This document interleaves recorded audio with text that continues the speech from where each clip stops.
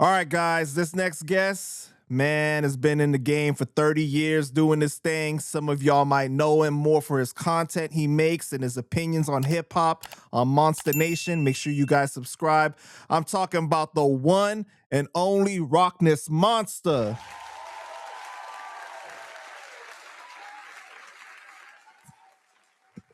Why they don't do that? Why they don't do that no more? I don't know, man. They waiting on you to show them the way. What up, Panda? How you doing, bro? I'm chilling like a villain, man. How you? I'm out. I feel like a sucker, honestly, because I'm out here on the East Coast in this damn blizzard when I could be in Arizona looking at palm trees and cacti. But other than that, I'm good. You know. Well, man, I'm glad to have you here, bro. So I want to, thank you for your time and everything, but let's start at the beginning. So you're originally from Brooklyn, Crown Heights, right? Born and raised? No, Brownsville. Brownsville, sorry.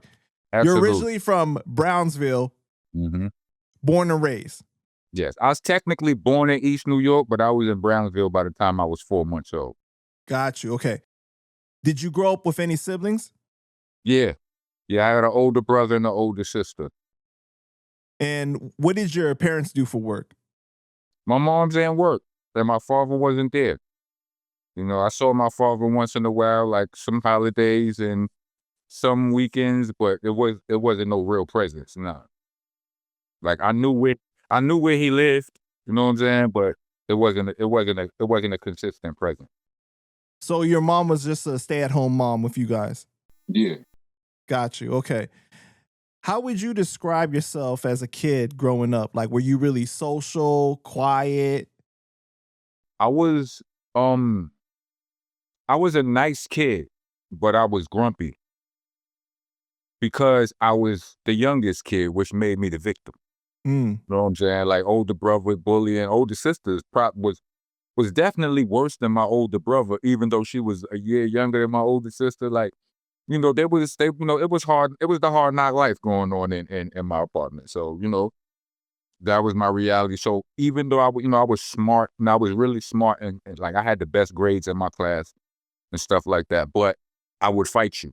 You know what I'm saying? So it was like I was a nerd except for the fact that I put the Ming mouths on a couple of kids. You understand what I'm saying? Right. But that was me as a kid. So you really enjoyed school, or? I loved school. Like it baffles me that my daughter hates it. Like I loved school because it was an escape for me. You know what I mean? Like I said, I ain't getting no respect in the crib because I was the youngest one. I would go to school, and that was where I fit in. Right. Now, if I'm not mistaken, weren't you like diagnosed with like ADHD or something like that, like early on? Not early on. This is something I self-diagnosed myself. I'm actually in the process of finding out for real, for real. I mean, I know for real now, but I'm like, and I don't trust a doctor more than I trust myself. Like you tell me what the symptoms are, I'll tell you if I got it. You understand what I'm saying? And that's, what was kind of the situation. One day a friend of mine called me. She put in a, like on a real I care about my friend phone call, right? And she's on the phone with me like, and she's telling me that she's been doing some research looking for a new therapist, right? And upon her research, she came up with some things and she was explaining the things, and these things were symptoms, you know what I mean? That she didn't tell me directly, she let me discuss, I mean, she did it tactfully, you know what I'm saying? She just laid it out, and let me hear it. And I was like, oh, I need to send me that. You understand what I'm saying? I started doing the research, but she knew before she made the phone call. That's why she made the phone call. But she didn't want to be pushy with it. But from that point on, I've been doing like, I've been reading up. I read literature. I read something on ADHD every day. And yeah, if not ADHD, ADHD. ADHD is like a ADHD autism combo where it's like you're a walking contradiction. It's like you hate structure, but you need structure. That's me. Right. You understand what I'm saying? Like it's a bunch of contradictions and all. But anyway, so yeah, I wasn't diagnosed young. They thought I was, I was gifted young and all of that, until I got to junior high school or high school and started messing up. You know what I mean? And then they thought I was a thug. I mean, I probably was, but But whatever. as a kid, did you like notice like something was off, or you just didn't even notice a difference? Nah, it didn't feel, I mean, I always, well, here's the thing. As a kid, you don't know. You think everybody thinks the way you think. You don't know that it's abnormal until you experience, or you communicate, have, adequate communication with other people to learn that it's not normal, right? But I did feel like I didn't fit in. I didn't feel like anything was off though. I just felt like, I was kind of nerdy, so I fit, so that, there was, I didn't have the same clothes everybody had. I had a ethnic name when everybody had white names. I was taller than everybody, so these were the reasons why I felt like I didn't fit in. It just, I'm just thinking I'm different because of my experiences, not because of my neurotype. Right. And you've been very open about, growing up like in a difficult environment, as far as like your mom not being very nurturing or like giving hugs and stuff like that, right? And your older siblings, it was kind of rough on you, you know what I mean? Like it was pretty tough, right? So how do you think that that affected you as a kid? I mean, it does what, I was a kid in the 80s, you know what I'm saying? Like, I'm Generation X. A lot of the things that they say about Generation X babies subscribe to me. Like, it makes you tougher. You know what I mean? You grow up, like you went outside and you played. Like, salute to my brother Jeezy. That's just what we call him, so we don't have to say guns in front of people, right? But salute to my brother Jeezy, right? When we was kids, this nigga would walk up on us. We would be outside because he lived like across the street from the projects. And we might get out. We might be outside before he get to the block. He'd be like, "Yo, what y'all doing?" We'd be like, "Nothing." He'd be like, "Y'all want to go get chased?" Chased, not chased.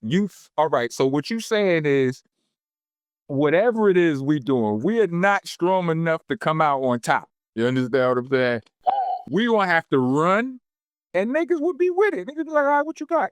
You know what I'm saying? He'd be like, "All right, we got this, that, whoop the wop. You gonna have to climb the gate. A dog is going block." And niggas would literally go do this shit. Like, you know what I'm saying? So that was our youth. It was, it was fun. Like I said though, my mom's was strict, or like you implied, my mom's was, she was on her brand of bullstein, and the older brother and sister shit. So it was like when I got outside, you know, I kind of took it out on outside. I had a lot of pent up stress, you know what I'm saying? And yeah, I needed to release it. And a lot of it came in the form of dumb shit. Like my friends, doing dumb shit, and I was with the shits. Like I would be on punishment for 2, 3 weeks for breaking curfew or something like that. And then I'd have missed this, that, and the third. They telling me the stories of the things they did while I was in the crib. And then I would just embrace my FOMO. You know what I'm saying? Did you ever have a conversation like with your mom, or did you ever wonder to yourself like why things were the way that they were, like why it wasn't more of a loving kind of treatment or something like that? Well, that loving shit don't really run in my family like that. I kind of figured it out, right? Like when I got older, it was like I realized, I was able to put things into perspective. And it's like the answer that makes the most sense is my mother was young and she was terrified. You understand what I'm saying? We was growing up in Brownsville, maybe not terrified, but she wasn't no dummy. She knew that grown men would rob a kid in Brownsville. Hmm. Like a grown man would rob you as a kid. Somebody 18 would take your mama change out your pockets as she sent you to the store for some shit like that. You know what I'm saying? So, they would take your money, they would take your skateboard, they would take your bike, they would take your hat, they would take, you know what I'm saying? Little 90s babies, they talking about Jan Sports. Nigga, I'm talking about Lee patches. The Oof. patch on the back of your leaves, niggas would take that for sport. They can't do nothing with it. It's not like they can wear it. They not selling it. I don't know what they do, but they just taking it just because it's the it's the thing to do. Some rite of passage, whatever the fuck. But this was growing up, and I don't think that was specific to Brownsville. That was just the hoods out here. You know what I'm saying? The times, yeah. Now, with your dad not being consistent in your life early on and stuff, like, did you ever have a conversation with your mom about why that was, or did you ever get to talk to him about that? Well, I never got to talk to him about it. That I remember when I was young, it was like my mom's didn't. Well, here's the thing, right? I can remember like one of my oldest memories was of my mom's and my pops having a fight, right? Like physical. And like from that point on, it wasn't hard for my mother to turn me against my father. You know what I'm saying? Like I wasn't, you know how parents used to be back in the days. If she ain't rocking with him, we ain't rocking with him. And that was just what it was. But, growing up, when I got a little bit older, I started putting things into perspective. I remember I was locked up around 19, and one of the dudes, one of the OGs in the dorm, he was like, I heard you talk, he was like, I heard you call your mom to all kind of dragon ladies, this, that, and the third, like, wicked, evil, and this, that, and the third. He said, no. This was how it started. He was like, yo, I've heard you say that you don't rock with your father, so on and so forth. Like, you disrespecting your pop and this, that, and the third. And he was like, wow. And I went into the whole, he wasn't there spiel, this, that, and the third. And then he hit me with the bro. He's like, I've heard you call your moms all kind of dragon ladies, this, that, and the third, wicked, evil people. He's like, if you can't take your moms, what make you think your pops could? Right? He's like, you her son. She gotta love you. What make you think, you understand? What do you think he went through? And, I had to put that in perspective. My mom was a tough customer. She's tougher than a $2 steak. I'm trying to tell you, I could understand how that could be difficult. You know what I'm saying? Like, I get it. Right.